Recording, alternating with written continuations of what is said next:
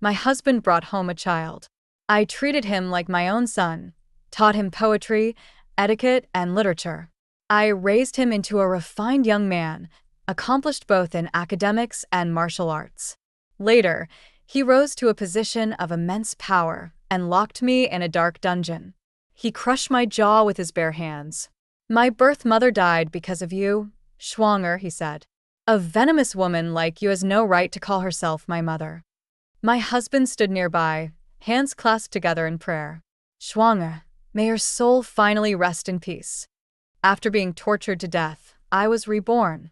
Faced with the same child my husband brought back, I still smiled and said, "All right, from now on, he's my son." I came back to the time when I had been married to Chi Yuanhui for 7 years. He brought home a little boy and said to me, "Ruoruo, his parents died on the battlefield. We don't have children. Why don't we adopt him?" In my past life, I pitied the poor boy with no one to care for him, so I happily agreed. But now that I look closely, though he's only 6, his features already resemble Chi Yuanhui's. He's no orphan from the battlefield. He's clearly Chi Yuanhui's illegitimate child with my dowry maid. Pretending not to know, I bent down and gently pinched his soft cheeks. "All right then, from now on, you're my son. Sweetheart, what's your name?" He was still a little scared of me and replied in a low voice, "Chi Jin." Chi Yuanhui quickly explained, "I gave him the name on the road. Since he's going to live with us, I let him take my surname." I smiled and said, "Of course." I was the only official mistress of the household. Chi Yuanhui hadn't taken any concubines, and he was often away at war, so the responsibility of raising the child fell entirely on me. I remember in my past life, Chi Yuanhui would come to see Chi Jin every few days, sometimes even speaking to him alone, asking if he had enough to eat, warm clothes to wear, or if anyone was bullying him. I thought he was just worried that the servants might mistreat the child. I never imagined that what he was guarding against was me. But in this life, surprisingly, he completely trusted me. I took care of Chi Jin just as meticulously as before, having new clothes made for him from the finest fabrics, and hiring a tutor to teach him how to read and write. Chi Yuanhui was touched. Perhaps Chi Jin's arrival gave him a renewed sense of family. As night fell, he sat and chatted with me, unwilling to leave. In the 7 years of our marriage, moments of intimacy between us were rare. The last time was over 2 years ago. He suddenly lost control, pounced on me like a madman. I couldn't fight him off, and the next day I was in so much pain I couldn't get out of bed. Even more painful than that night was the miscarriage that followed. That was the second child I lost. Because of it, I felt deeply ashamed before the Chi family. I thought I was destined to be childless in this life, so I poured all my love into Chi Jin, treating him as my own son, willing to give him the best of everything. But all that love I gave one day became the blade that killed me. There's no way I'll ever let Chi Yuanhui touch me again. He leaned close, warmth radiating from his chest. He stroked my hair and whispered, "Ruoruo, I want." "The light's too bright," I said softly, pushing him away with a hint of shyness. I pulled a pair of scissors from the drawer and trimmed the candle wick. Chi Yuanhui's gaze dropped to the floor, and his expression changed dramatically. A scented sachet had fallen from the drawer. It belonged to Schwanger when she was alive. Schwanger was an orphan my mother rescued from a refugee camp. Later, she and Sue became my dowry maids. Before I got married, I had warned the two of them seriously. "You two grew up with me. If you ever fall for someone, tell me.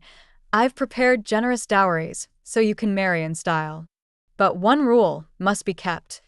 The groom is my husband. I don't care what other households allow. You must stay in your place and never have improper thoughts about him." On my wedding night, I even joked to make myself clear. "Husband, Schwanger and Sue are like my little sisters. Don't go staring just because they're pretty." Chi Yuanhui was momentarily stunned, then smiled and said, "No one can compare to your natural beauty." But not long after that, I found Schwanger and Chi Yuanhui together in the woodshed. Both were undressed, hair loose, sweating and entangled in passion. On Chi Yuanhuai's broad, bronze-colored back were several scratch marks, clearly made by Shuang'er's hands clinging to him. I demanded a divorce. Chi Yuanhui begged, saying he had been drugged by Shuang'er. He knelt on the ground and swore to the heavens that his heart belonged only to me. Even though divorce sounded noble, it was always the woman who got blamed and laughed at, as well as her family. Under my parents' persuasion, I swallowed the humiliation. Shuang'er was thrown out of the household. Her name became taboo, a name that Chi Yuanhui and I both knew, but never dared speak. That sachet she had made was secretly kept by Chi Yuanhui, who knew Chi Jin, being playful, had accidentally dug it out. I had placed the sachet in the drawer on purpose. Never expected it would come in handy so soon. I picked it up, turned it over in my hand, and said softly, the stitching looks familiar. I feel like I've seen it somewhere before. Then I turned to Chi Yuanhui and asked, Husband, have you seen this before? Chi Yuanhui placed his hands on his knees, turned his head away, and tightened his jaw. Why would I have seen a woman's thing like that? I blinked and looked at him in confusion. Trying to prove his innocence, he added, If it's not yours, just have someone burn it. All right. I told someone to take it out and burn it. The previously warm and intimate atmosphere vanished completely. Chi Yuanhui grew restless, abruptly stood up, and muttered, It's late. You should rest early, before striding away. I watched him leave, my gaze growing colder and sharper. In any case, in less than 3 months, he'd be off to war again. Before he left, Chi Yuanhui patted my shoulder and said, Roro, you're the most virtuous woman in the world. With you taking care of the household and Jean, I'm at ease. I smiled gently. Then just leave everything to me. Unlike in my previous life, he didn't nag endlessly. This time, he truly seemed at ease. Before departing, he gave me a hug, then hugged Chi Jin, mounted his horse, and rode off without looking back. I took Chi Jin's hand and walked with him toward the rear garden. In my past life, this battle was tough for Chi Yuanhui. He didn't return for 6 years. During those 6 years, I was the sole mistress of the Chi household. With the Chen family backing me, it would have been effortless to do anything to a 6-year-old child. If I wanted Chi Jin to fall ill or suffer some kind of accident, as long as I planned it well, no one would suspect me. Even if Chi Yuanhui became suspicious later, he wouldn't be able to confront me, his official wife, without evidence, all for the sake of an adopted son. Chi Jin's chubby little hand suddenly scratched me, making me itch. I looked down. He was only 6 years old. So small his head barely reached my waist, so small that I could wrap his little hand in mine without effort. His big, pure eyes sparkled like glass as he cautiously asked, Mother, can I skip studying today? He called me Mother. I can't deny, a flicker of sympathy stirred in me. These soft little hands would one day grow long and slender, with clear joints and elegant fingers. And with those hands, he would one day lock me in a dark, damp cell, crush my jaw, and stare into my eyes as he said, A venomous woman like you doesn't deserve to be my mother. The autumn wind was biting. I couldn't help but shiver. I let go of Chi Jin's hand and said gently, No lessons today. Go play ball. He cheered, flailing his arms and legs with excitement, and ran off joyfully. I admired the nail polish on my fingers and thought darkly, This time, I won't exhaust myself like before, rising early and staying up late just to help him study, just to raise him into a top scholar. If the tiger is dangerous, I'll cut off its claws first. He likes to play? Then he can play to his heart's content. I had someone take him to the market, buy him whatever toys caught his eye, and even arranged for servants to teach him cockfighting and cricket battles. Chi Jin was having the time of his life, and cared less and less about studying. The tutor came to me, troubled. Madam, why hasn't the young master come to class again? I darkened my expression and had a tray of silver ingots brought out. Jeaner says your lessons are dry and boring. He flat out refuses to learn and insists I find another teacher. Sigh. Please don't take it to heart. Just as I finished, a ball came flying out of nowhere and bounced right off the tutor's forehead. Qi Jin was hiding in the distance, giggling. The tutor was so angry, he stormed off in a huff. For the sake of appearances, I had a big public notice posted offering a handsome reward to hire a new tutor, letting all of the capital know just how dedicated I, the lady of the house, was to my adopted son's education. In my previous life, after I was imprisoned, Xiao Chui was sold off to a brothel. The people in the household feared Qi Jin's power. Even if they sympathized with me, none dared to approach. Only one girl named Songlu dared to secretly bring me food and medicine. Songlu was the granddaughter of Granny Sun from the kitchen. After Granny Sun passed, the young and helpless Songlu had no one to rely on, so I found her an easy post in the household. Out of gratitude for that favor, she managed to steal the cell key and tried to help me escape. But someone betrayed her, and I failed to get out. To make an example of her, Qi Jin beat her until her skin split open, right in front of me. She was only in her 20s when her life ended in that blood-soaked cell. I still carry deep guilt for that. So I went to the kitchen and found Granny Sun. Granny, don't you have a granddaughter named Songlu? If you're willing, I'd like to take her as my goddaughter. I'll take care of all her needs, food, clothing, everything. I'll even hire the best tutors for her. Girls should get an education too. Rather than raise an ungrateful wolf, I'd rather give my care to someone who truly deserves it. Qi Jin chased away 7 tutors in a row. His bad reputation as a troublemaker spread, and eventually no one wanted the job. Qi Yuanhui wrote back, showing token concern for me before asking about Qi Jin's studies. I replied, Jin is healthy and bright, everything in the household as well. No need to worry. I even made his favorite braised pork knuckle, letting him eat to his heart's content. Children grow fast. By age 10, Qi Jin had already become a chubby, strapping boy, taller and heavier than his peers. I didn't make my adoption of Songlu public, but whenever I had time, I would quietly visit her. She had grown into a graceful young woman, with the bearing of a true noble lady. I thought these peaceful days would last another 2 years. But then, news came. Qi Yuanhui was returning from the war. Qi Yuanhui seemed almost prophetic in his tactics. His military campaign was nothing short of miraculous. Not only did he repel the enemy, but he also reversed our kingdom's long-standing defensive position and took the initiative. The war that had taken 6 years in my past life ended in less than 4 this time. The emperor was so overjoyed that he personally left the palace to greet him and granted him an extraordinary promotion to the rank of Zheng Sanpin general who pacifies the north. But in my past life, Qi Yuanhui had suffered heavy losses during the war. My father had to step in and plead for leniency, and only then was Qi barely able to keep his rank as a low-ranking Zhonglong general. I never expected things would turn out so differently this time. While Qi Yuanhui was being received in court, I brought Qi Jin and the entire household to wait at the gates in advance. The emperor rewarded him with a heap of gold, silver, jewels, and 2 beautiful concubines.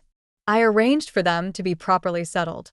But even after nearly an hour had passed, Qi Yuanhui still hadn't returned. Didn't the general leave the palace already? Why isn't he home yet? A servant who had gone to inquire returned and said, Madam, the general said he still has important matters to attend to. That surprised me. His official duties were finished. What could possibly be more important than coming home? Even if he didn't think of me, he should at least think of his son. That night, the emperor hosted a banquet in his honor. Qi Yuanhui was escorted home by a palace eunuch, completely drunk and reeking of alcohol. Schwanger, I've wronged you. I've achieved glory, but I still can't hick, he slurred. His eyes were glassy as he reached out to grab me. I sidestepped neatly, and Qi Yuanhui, unable to stop himself, crashed into the doorframe and vomited all over the wall. I called for Qi Jin. Jiner, this is your father. You haven't seen him in years. He must have missed you terribly. Go talk to him. Qi Jin looked at me with hesitation, opening his mouth a few times, but saying nothing. He clearly didn't want to go over. I gently coaxed him. You're already 10. You're a big boy now. You should show respect to your father. I picked up a cup of tea and urged him. Go on. bring him some tea to rinse his mouth. After vomiting, Chi Yuanhui regained some clarity and recognized us. Seeing the son he hadn't seen in years, he called out, "Gina." Chi Jin made a bitter face, took a few reluctant steps forward, and suddenly dropped the cup. "He stinks too much." Chi Jin had been pampered by me all these years. How could he tolerate something so unpleasant? He yelled, holding his nose as he ran out. Honestly, I found the smell unbearable too. Seeing Chi Yuanhui's crestfallen expression, I quickly said, "Don't take it personally, General. He's just a child. I'll go talk to him." And I slipped away before I burst out laughing. 3 years apart, longing to reunite with his son, only to be called stinky. Chi Yuanhui must have been heartbroken. The next morning, I brought Chi Jin to greet Chi Yuanhui. Chi Jin hesitated for a long time before reluctantly mumbling, "Father." Chi Yuanhui, eager to bond with him, decided to keep him close and personally test his knowledge. Before long, loud yelling erupted from the study, enough to shake the trees in the courtyard. "Your handwriting is a mess, full of errors. You can't even recite the simplest poems. And as for the Analects and Mencius, you don't know a single thing. What have you been learning?" Chi Jin's wailing soon followed. I rushed in and scooped him into my arms protectively. "He's still young. It's okay if he doesn't know something. Why are you yelling at him?" Chi Yuanhui was livid. "He's already 10 and a half. Young? You call it young? And what kind of mother are you? Didn't you tell me he was smart?" Chi Jin sobbed so hard snot bubbles formed, eyes swollen with tears as he clung to me. I had a servant take him away and calmly explained, "Of course he's smart. He's just lively and doesn't enjoy studying." But now that he held a higher position, Chi Yuanhui had grown more arrogant. He scolded me without holding back. "Chen Shi, don't tell me you've been neglecting him on purpose just because he's not your biological son?" Xiao Tsue quickly stepped in to defend me. "General, please don't wrong Madam. She's gone to great lengths for the young master's education. She even put up notices all over the capital searching for tutors. He's gone through 7 tutors already. It's not Madam's fault. He just refuses to learn. She's worried sick. If you don't believe me, ask anyone in the household. They'll tell you the same." Only then did Chi Yuanhui's expression ease a little. I pulled out a handkerchief, gave a loud sniff, and ran out with my face covered. Later, Xiao Tsue went to Chi Jin and exaggerated everything, telling him how I had suffered terribly in front of his father to defend him. In my past life, the two of them were thick as thieves, deceiving and hurting me. This time, my first goal was to drive a wedge between father and son. I wanted Chi Jin to hate his father. That night, Chi Yuanhui came to knock on my door. "Roro, about today, I misunderstood you." I pinched my arm hard and sobbed through the closed door. "If you're going to doubt me at every turn, then let's just separate. That way you won't have to treat me like some wicked woman." Of course I wanted a divorce. But we had been married for years, and while he was away at war, I managed everything in the household. If he cast me aside now, people would definitely condemn him. Chi Yuanhui knew how to weigh pros and cons. He'd never choose divorce at a time that might hurt his reputation. Seeing that I wouldn't open the door, he muttered a few half-hearted apologies and left. That night, his 2 concubines slept in his quarters. There were no battles at the border for the time being, so Chi Yuanhui decided to personally tutor Chi Jin in his studies. Unfortunately, Chi Jin had already missed the best age to begin formal learning. He was used to a carefree and indulgent lifestyle, so the moment he saw books, he either dozed off or got distracted. Chi Yuanhui was so furious that he kicked over the desk and tore the books apart. He ordered someone to bring a switch and lashed Chi Jin hard across the back. No one was allowed to plead for him. "You've got the makings of a top scholar. Why are you such a useless disappointment in this life?" Those words, blurted out in a fit of rage, instantly raised my suspicions. Chi Jin was so lazy and undisciplined that no one would ever associate him with being a top scholar. So why did Chi Yuanhui say he had the potential to become one? And he said, "In this life." In our previous life, under my careful guidance, Qi did become the top scholar. He was clever, charming, and adept at navigating social circles. With the connections between the Chun and Qi families, he climbed steadily in rank until he held one of the highest positions in court. But in this life, all he knew was how to fight crickets, crawl through dog holes, and cry for his mother. He probably wouldn't even qualify to sit for the imperial exams. Then I began to notice other oddities. Why had Qi Yuanhui been so willing to let me raise Qi? In our past life, Qi Yuanhui was an incompetent general. But in this one, he was undefeated on the battlefield. There could only be one explanation. He had also been reborn. With knowledge from his past life, he could anticipate both friend and foe, preparing for every possibility. That's how he managed to finish a 6-year war in just 4 years. Now he wanted me to raise his son into a top scholar again. If he ever discovered that I'd been reborn and guessed that I wanted revenge, his first move would be to eliminate me. Qi Yuanhui had earned great military merit and won the emperor's favor. With 200,000 troops under his command, his power and prestige soared like a flame fanned by the wind. More and more people tried to curry favor with him. He no longer had to bow and scrape like he did in the previous life. He walked tall, head held high, and his attitude had changed drastically. Meanwhile, Qi was lying shirtless on the bed, howling in pain. He came home just to beat me within an inch of my life. Why did he even come back? He should have just stayed at the front forever. I'd rather not have a father like him. Sho. I quickly motioned for him to be quiet. Don't let your father hear you. He's a general who's killed countless people in battle. If you make him angry, he might really kill you. Qi reluctantly shut his mouth. As I applied medicine to his wounds, I pretended to be heartbroken. Even if you weren't his real son, he shouldn't have beaten you so badly. Qi didn't know he was Qi Yuanhui's biological son. Qi Yuanhui, racked with guilt, didn't dare tell the truth, which gave me the perfect chance to drive a wedge between them. Qi gaze turned icy, full of hatred. That was just his nature. He never remembered kindness, only grudges. Mother, I know I wasn't born to you, but I still see you as my real mother. If father ever hits me again, you have to protect me. I said gently. Of course. We're in this together, just the two of us.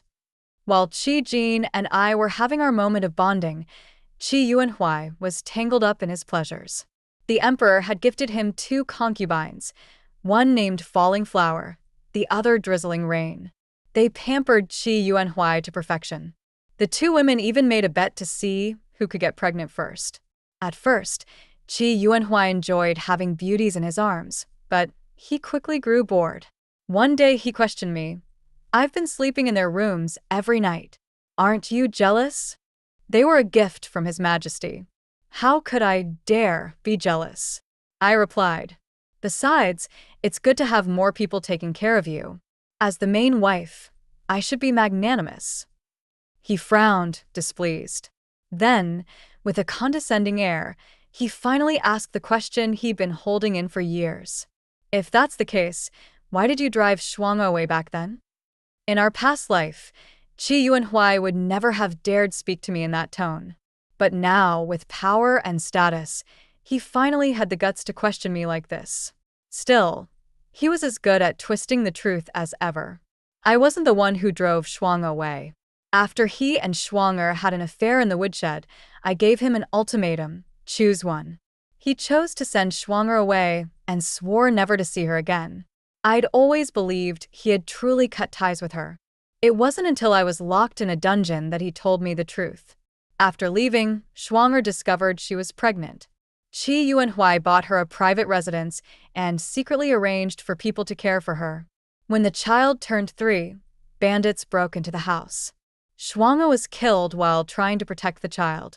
Qi Yuanhui was devastated. When the boy turned 6, he decided he couldn't keep him hidden anymore. He made up a story and brought Qi into the manor, claiming he was the orphan son of a fallen comrade. And so, I ended up personally raising an ungrateful little wolf. After Qi passed the imperial exam, Qi Yuanhui played the role of a long-suffering, loving father and brainwashed Qi Jin with a twisted version of events. He said he and Schwanger truly loved each other, but I, relying on my powerful family, forcefully tore them apart and bullied poor, low-born Schwanger. He said if I hadn't kicked her out, she wouldn't have suffered so much. She wouldn't have died so tragically by a bandit's blade. Her death was all my fault.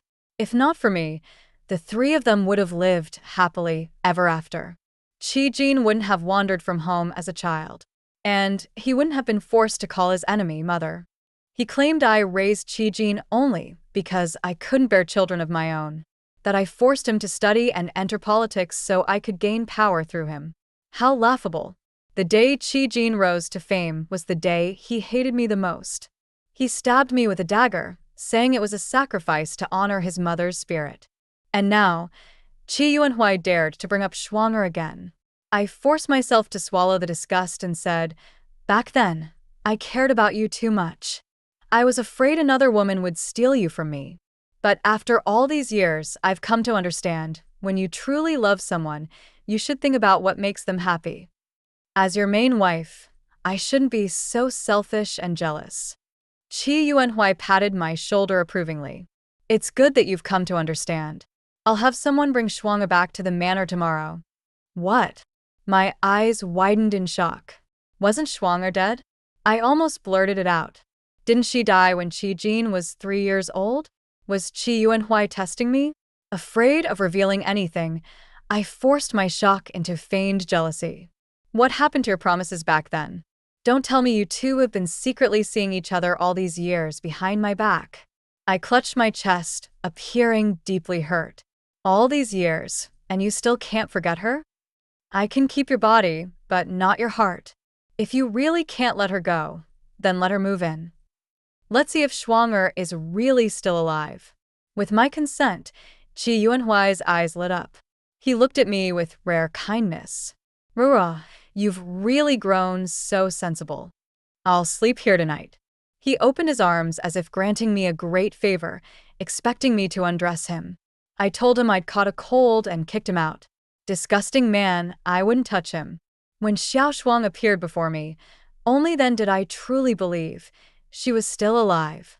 The day Qi Yuanhui returned victorious, he didn't come back to the residence right away. Instead, he secretly went to visit Xiao Shuang. She wore a plain dress with a light touch of powder on her face, her waist so slender it could be encircled by one hand. When she knelt in greeting, she looked like she could be blown over by a gust of wind. Xiao Shuang pays her respects to Madame. Luohua and Weiyu sat below, and both rolled their eyes. Xiao Tsue, who was standing behind me, muttered under her breath, "Shameless."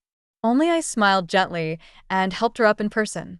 "You've served me since we were young. There's no need for such formalities.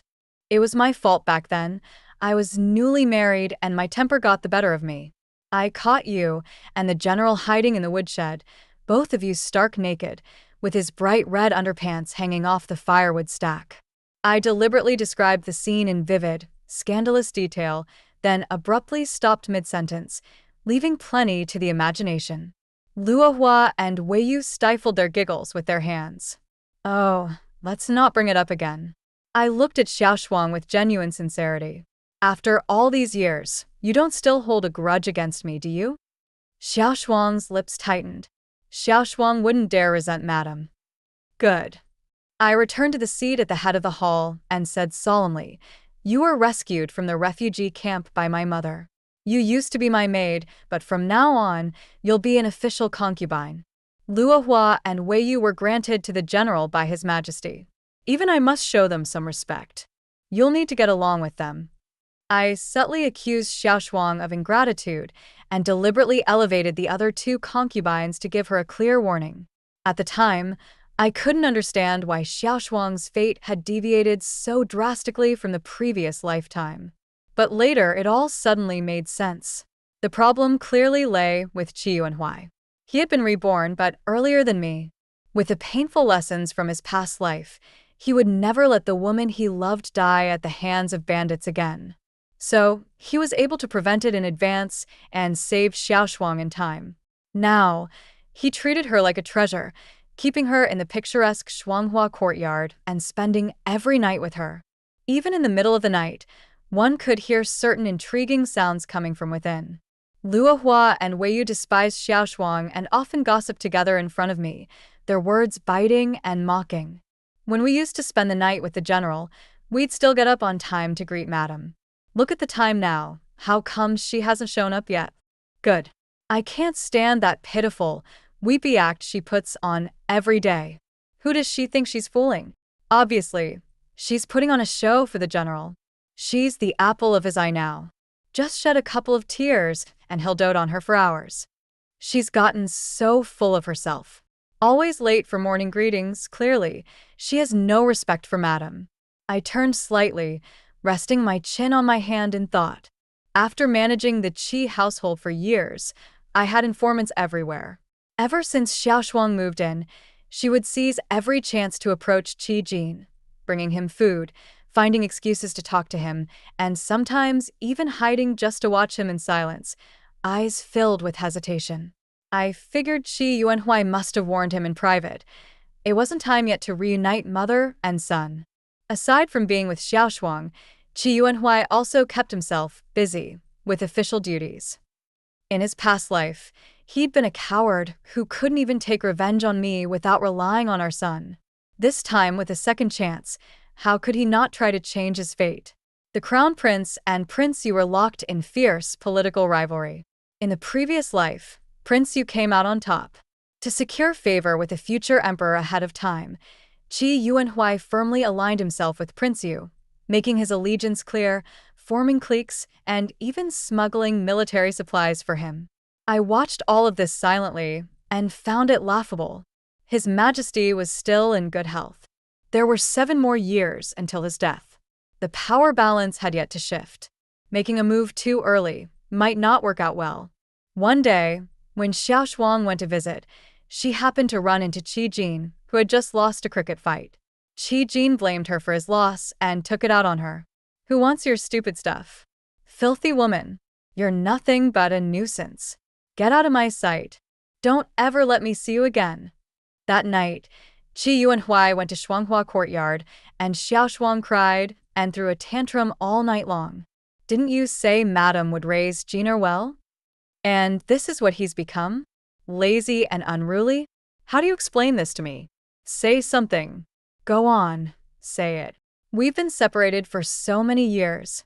He doesn't even recognize me now. Why is my life so bitter?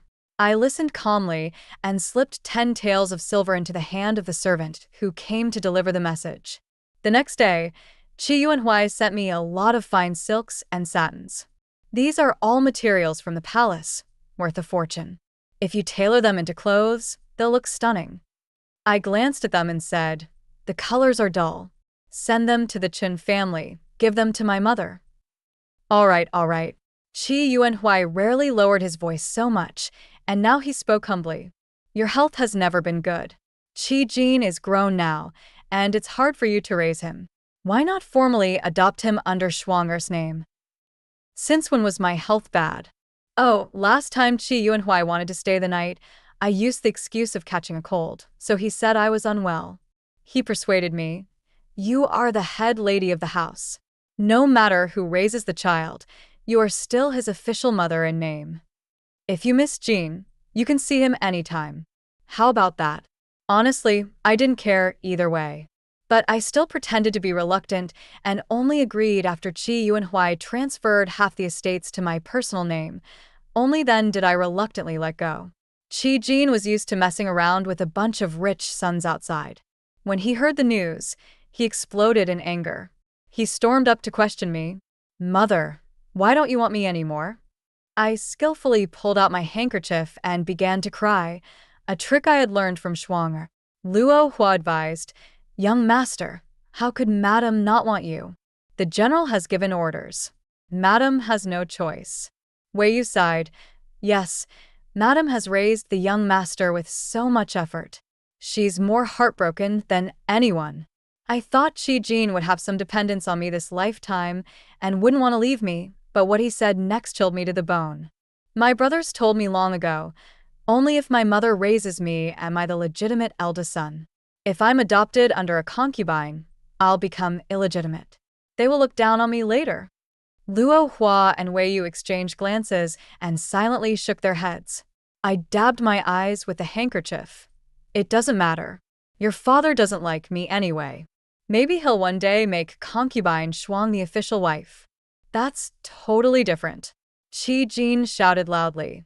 "Mother comes from a noble family, but what is concubine Shuang? A lowly servant. How could she be my mother?" Just then, Schwanger walked in and overheard everything. She had come excitedly to pick up the son, but was hit with this harsh truth, standing there dumbfounded. I quickly cleared my throat.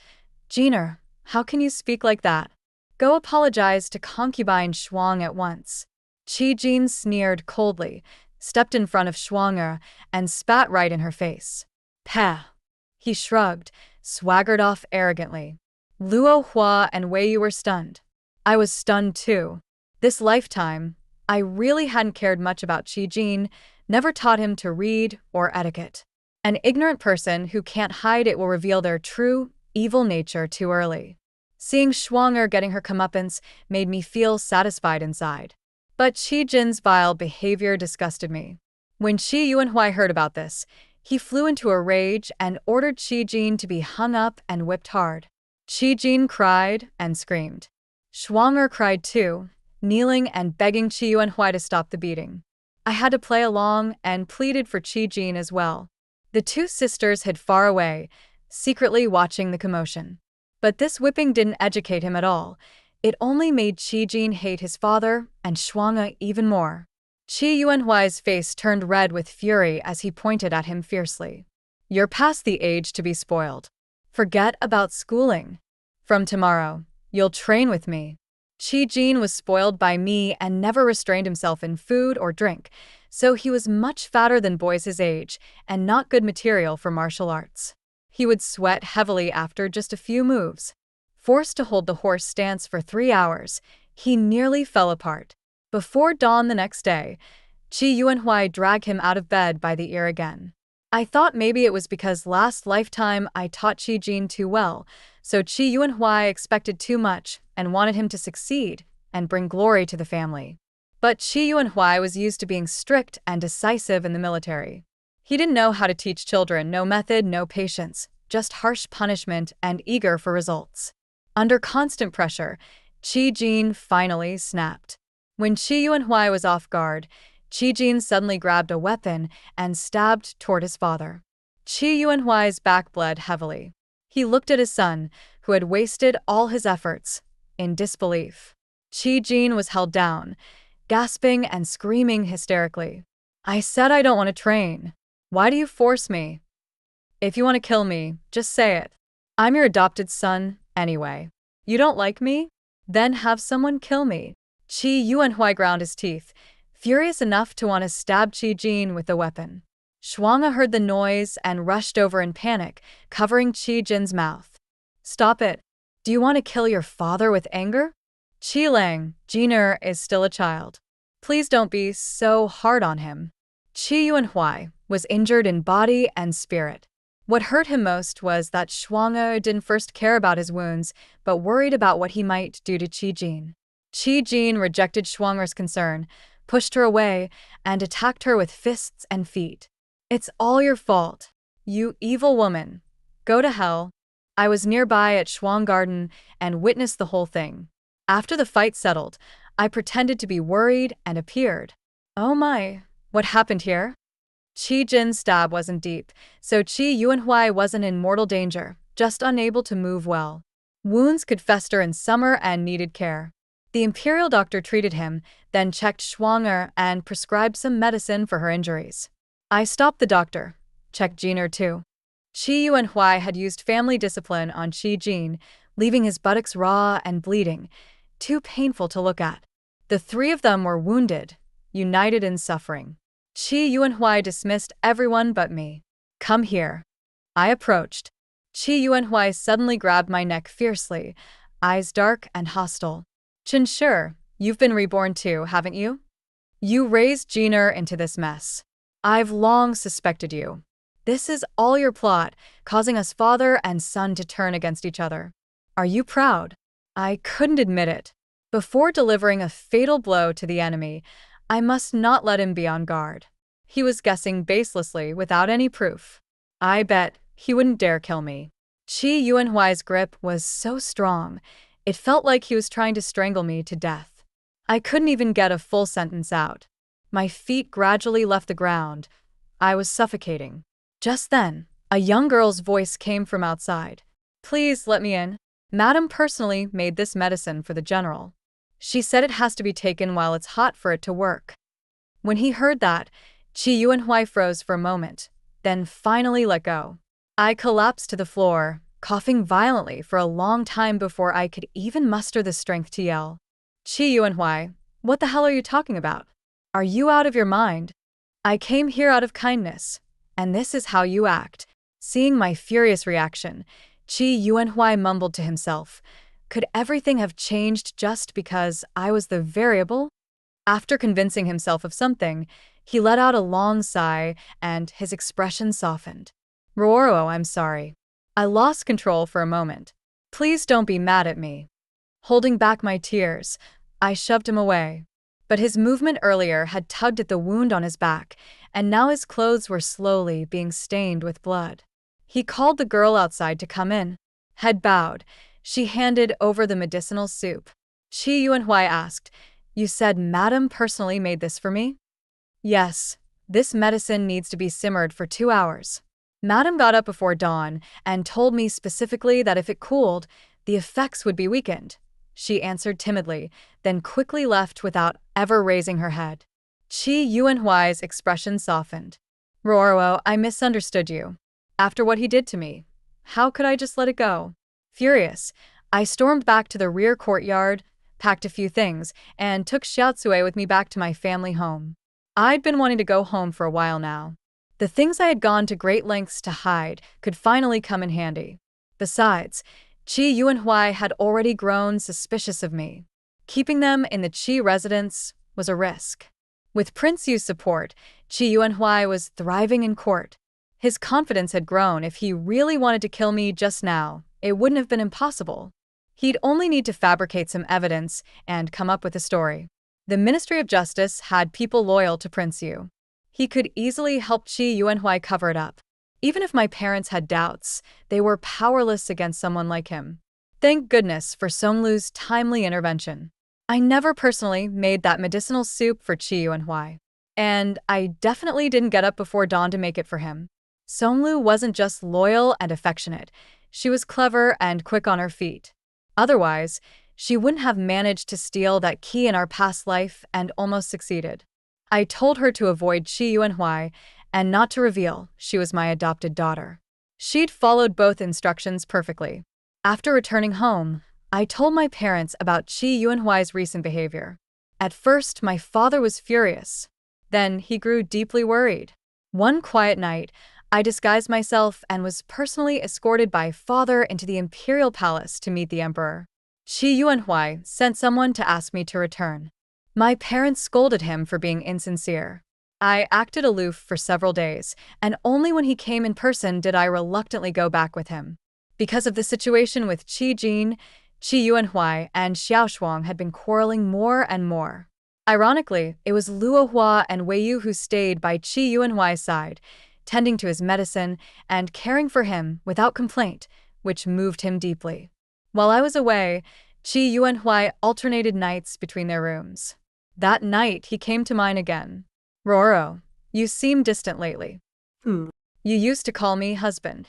Ever since I came back from the battlefield, you've been calling me general. He lowered his gaze to look at me, the emotion in his eyes hard to decipher. Oh, really? I replied half-heartedly. It's just a title. It matters. Qi Yuanhuai suddenly leaned in and took my hands. I still like hearing you call me husband. What now? Another one of his moods? I pulled my hands back and looked at him speechlessly. Roro, I used to think you were proud, willful, jealous. But now you're more generous, and I find it unsettling. You still care about me, don't you? You made that medicine yourself. I'd eaten too much at dinner, and now I felt nauseous. I glanced toward the door. Why were they taking so long? Finally, Xiao Shuang's maid arrived. General, Mistress Shuang hasn't been sleeping or eating well these days. Please go see her. The candles in Xiao Shuang's room had stayed lit night after night. If Qi Yuanhuai didn't go, she would just keep waiting. Qi Yuanhuai hesitated a moment, but eventually left. The next day, Xiao Shuang came to greet me late, looking as though she had been pampered beyond reason. In private, Luo Hua indignantly spoke up for me. What is she anyway? Does she think the general belongs to her alone? It's one thing to compete for his favor, but to challenge the madam. Wei Yu added, we have no intention of fighting for the general's affection. We've been serving him only in hopes of bearing his child. That's our only way forward. Luo Hua sighed too. Our fate isn't ours to decide. We know the general can't be relied on. All we can do is place our hopes on having a child. Men and children aren't reliable either, I said with a bitter smile. You can only rely on yourself. Seizing the moment, I shared my 2 miscarriage experiences. Wei Yu asked curiously, Madam, both times you were pregnant, the physician said everything was fine at first. Why did you lose the baby soon after? I said, the general had people send me medicine every day to prevent miscarriage. It was sour and bitter, but I drank every bowl. It didn't help. Perhaps it was fate. This body of mine can no longer carry a child. The 2 exchanged a silent glance. They had both served in the palace. They didn't need much explanation to understand such tricks. They kept their eyes open from then on, and it didn't take long before they noticed something strange in the medicine Qi Yuanhuai had been giving them. There was no way they could conceive while taking it. Worse, long-term use would harm their health. Luo Hua said bitterly, if he didn't want me to have children, then he should have just stayed away. Why poison me? Wei Yu was trembling with rage. I had someone check. Mistress Shuang's medicine is clean. Clearly, the general only wants her to bear his children. Ugh, he's driven by lust and still pretends to be deeply in love with her. Disgusting. Wait. Wei Yu's eyes narrowed. The general prevents us from getting pregnant and only favors Mistress Shuang. But why does he place such high hopes on the adopted Qi Jin? I was about to respond when Xiao Tsui hurried over and whispered in my ear. Bad news. Songlu has been captured by the general. By the time I rushed to the front hall, Qi Yuanhuai was already sitting on the pearwood chair, looking imposing and authoritative. Songlu was tightly bound, her mouth stuffed, and she shook her head at me. She didn't say a word, but I understood everything. Qi Yuanhuai slammed the teacup down heavily and sneered. Madam, you've arrived just in time. It seems you've planted eyes and ears all over this residence, haven't you? I took a seat beside him, cleared my throat, and said calmly, as the head mistress of this household, I'm responsible for its internal affairs. It's perfectly proper for the servants to report to me when something happens. Then I questioned him. What did she do wrong? Why was she arrested? Qi Yuanhuai looked mocking, pressing me step by step. Songlu comes from a humble background and relies on Granny's son for survival. So how is it that they've never wanted for food, clothing, or even a private tutor? I looked into it myself and discovered that it was Madam who's been secretly supporting them with her dowry. I'm quite curious. There are countless pitiful people in this world. Why is it that you're so attentive to her, and her alone? That day, the maid who showed up just in time to bring me the herbal soup, wasn't that Songlu? I didn't reply. I stared straight at him, unblinking, waiting for him to continue. Actually, what first made me suspicious wasn't even Songlu.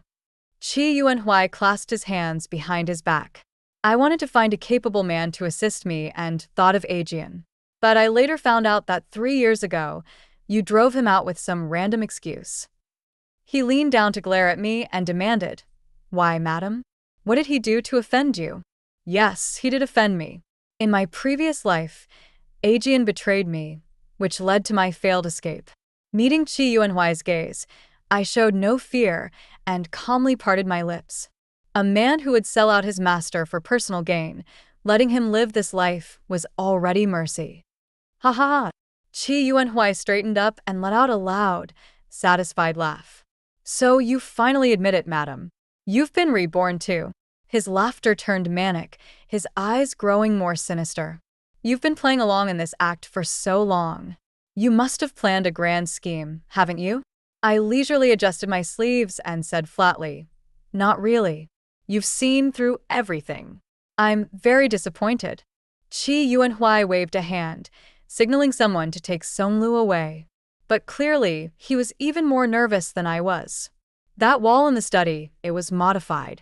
There's a secret compartment behind the bookshelf. Letters I left there would disappear and return without a trace. That red-brown horse I often ride, just today, I noticed a hole in its saddlebag. Inside was powder that glows at night. You had someone tail me. Chen Shi, just how many of my secrets do you know? He leaned forward, gripping my shoulders tightly, his eyes murderous. Tell me, who else have you told? Your father? The Crown Prince? No. Someone like you couldn't possibly reach the Crown Prince. I smiled brightly, deliberately provoking him. Who do you think I'd tell? Go ahead and guess. I've made thousands of copies of your crimes and scattered them all over the capital. Qi Yuanhui was so enraged that he suddenly coughed up blood and collapsed, twitching on the floor. I frowned in disgust. My new clothes ruined already. The tea Qi Yuanhui drank was poisoned. The culprit was found quickly. Qi Jin stood there, staring blankly at Qi Yuanhui, now covered in acupuncture needles. Expressionless, he said, Concubine Luo and Concubine Wei told me you only wanted to have children with Concubine Shuang. Once you had your own child, you wouldn't want me anymore. If you died, there'd be no other child. The general's estate would be mine. Qi Yuanhui, barely able to move, glared at him with bulging eyes and a trembling voice. You, unfilial bastard. I'll kill you myself. Suddenly, little Shuang burst in and threw her arms around Qi Jin, sobbing. Gina, you are our own child. He's your real father. I'm your real mother. You are our flesh and blood. Don't let that woman fool you. Unable to accept the truth, Qi Jin shoved her away. Get lost. I'm not your child. Everyone calls you a whore. Then he turned to me with desperate hope in his eyes. Mother, say it. I'm your son, right? I gave a careless smile and waved my hand, signaling someone to take him away. The general can't attend court like this. Send someone to the palace and report the truth. Xiao Cui bowed. Yes, ma'am. We'll tell them the general was poisoned by his illegitimate son and is bedridden. Qi Yuanhui weakly pointed in Xiao Cui's direction. Don't what? Afraid people will find out you have a bastard son? Or that Qi Jin's future will be ruined? I leaned down and patted his cheek, twisting the knife in his heart. You treated him like your own, but he never saw you as his real father. Now you finally get to taste what it's like to be betrayed by the one closest to you. The veins in Qi Yuanhui's neck bulged. You vicious woman. The poison was originally prepared by Qi Yuanhui to force a confession out of me. It wasn't fatal. It merely paralyzed the limbs, leaving the victim completely helpless, like fish on a chopping block. Fortunately, I discovered it early and swapped the cups, slipping the real poison into Qi Jin's hands. I had little Shuang locked up in Shuanghua courtyard. No one was allowed to visit her. Qi Jin was terrified by the ruthlessness I'd shown. He knelt before me and begged, Mother, you're my only true mother. Please don't abandon me. I nudged his shoulder with my embroidered shoe. All right then.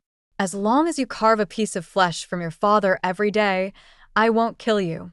Killing would break the law. And I'd never break the law. Qi Jin believed me and started doing it every single day. Through the closed door, I could hear Qi Yuanhui's wretched screams, piercing, like the cries of a wrongly damned soul. I never imagined I'd become someone this cruel and merciless. But all of this, everything, I was only returning to them what they had done to me in my past life. Qi Jin once locked me in a dungeon, had someone carve my flesh every day. He didn't need to do anything else. It was already enough to make me wish for death. The court officials who came to visit were all turned away. It won't be long now. Very soon. 5 days later, the Jinui kicked open the gates of the Qi residence. Flames lit up the night sky. Qi Yuanhui had colluded with Prince Yu and was hiding military weapons. His crimes were undeniable. Paralyzed in bed, he was still spewing venomous curses as two Jinui officers dragged him away. Chen, this is a crime that will wipe out 9 generations. If I die, you won't escape either. Just then, the Jinui commander stepped forward and said to me, to gather evidence against General Qi so swiftly, Madam, you deserve great credit. Treason normally warrants the execution of one's entire clan. But His Majesty is just and fair. He has granted you a divorce. You are no longer part of the Qi family. Tears welled in my eyes. I was overjoyed. It wasn't him divorcing me, nor a mutual separation. It was I who cast him aside. Qi Yuanhui's eyes were bloodshot, his body trembling with rage. This life, I was the victor. I followed the Jinui to give my statement and learned that His Majesty had long suspected Qi Yuanhui. Besides Luo Hua and Wei Yu, there were other spies placed in the Qi residence. How could a ruler not keep an eye on a general who commanded 200,000 troops? No wonder when I secretly entered the palace to report Qi Yuanhui's crimes, the emperor didn't seem surprised at all. In fact, he had looked completely confident. In other words, if I hadn't taken the initiative to report him, I would have been implicated myself. Prince Yu's faction was either executed or exiled.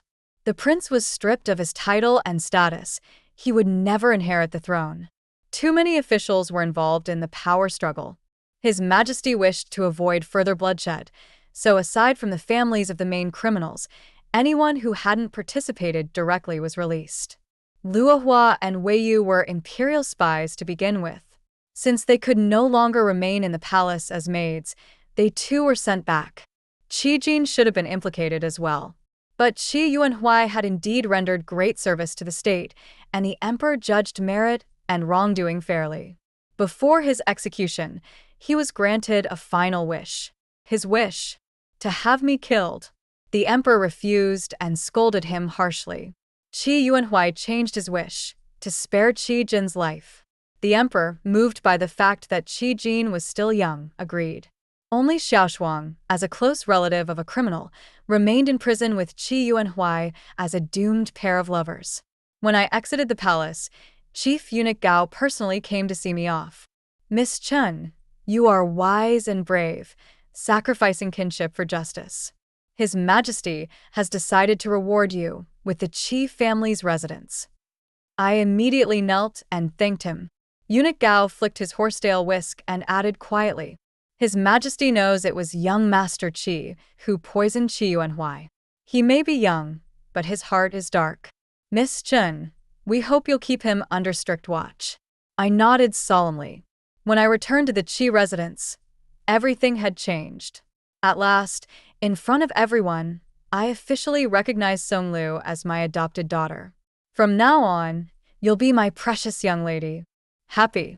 Very, she replied with a sweet smile. Mother. Luo Hua and Wei Yu had nowhere else to go, so I let them stay in the Qi residence. As for Qi Jin, he remained a headache. He often snuck out to play with local thugs, only returning when he ran out of money. Sometimes he even stole from the household funds. I was still troubled over how to deal with him when Xiao Tsue came running in, panicked. Miss. Hurry to the lake. Young master pushed Miss Songlu into the water. I wasn't far from the lake and arrived quickly. Seeing Songlu soaked but safe by the water's edge, I finally let out a breath of relief. She was fine. That's all that mattered. Songlu pointed toward the lake, panting hard. Mother, the young master pushed me into the lake. Luckily, I know how to swim. When I climbed back up, he pushed me in again. So I dragged him in with me. I followed her gaze. Qi Jin was flailing in the water. He didn't know how to swim. One of the servant boys who could swim had already taken off his shoes and shirt and was diving in. But Qi Jin kept drifting farther away, only half his head still visible above the water. All I had to do was give the order, call the servant back, and the lake would take Qi Jin for good. I was at war with myself. Should I save him or not? No matter what I chose, it felt wrong. Soon, Chi-Jin disappeared from the surface of the water.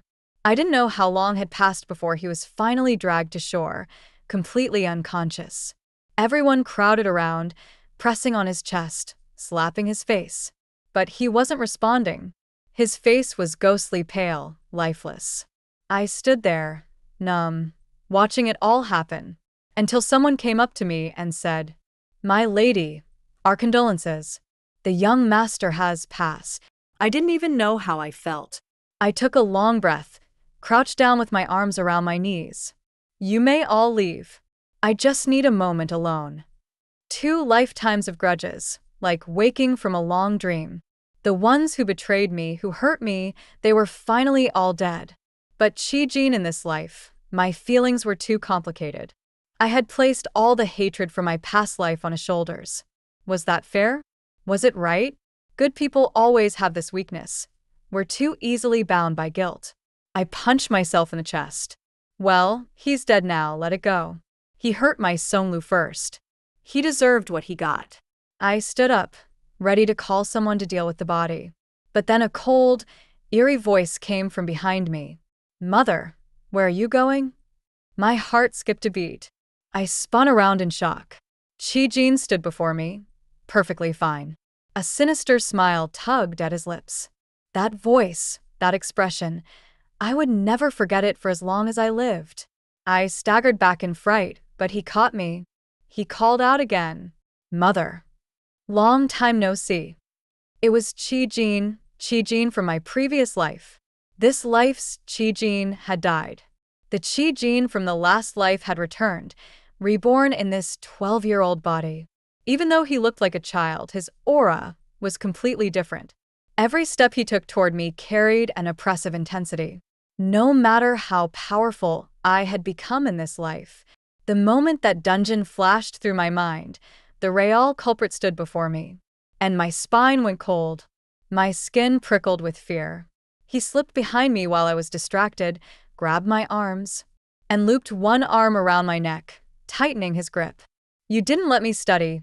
You raised me to be useless, turned me and father against each other. You must feel pretty proud of yourself, huh? You think you won?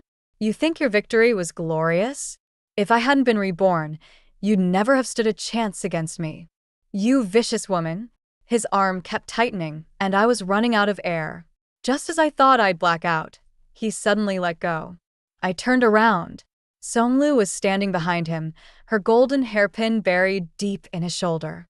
Chi-Jin turned in disbelief, his bloodshot eyes filled with murderous rage. Luo Hua, Wei Yu, and Xiao Chui rushed over and together managed to subdue the wounded Chi-Jin. Songlu, trembling, released the hairpin and asked me if I was okay. I asked, "Why were you both nearby?" "You said you wanted to be alone, but we were worried, so we stayed close." Warmth spread in my heart. I took a deep breath, pulled out my own hairpin, and said, "Songlu, close your eyes. Mother's going to kill someone." Step by step, I walked toward Chi-Jin. You could read all the classics in every lifetime and still be blind to what's right. You repay kindness with hatred. In this life, you're not worthy of books. Letting you be a useless man was already the greatest mercy I could offer. And you dare show your face again? No matter how many times I'm reborn, I'll kill you every time. I'll keep killing you until you finally learn how to be a good person.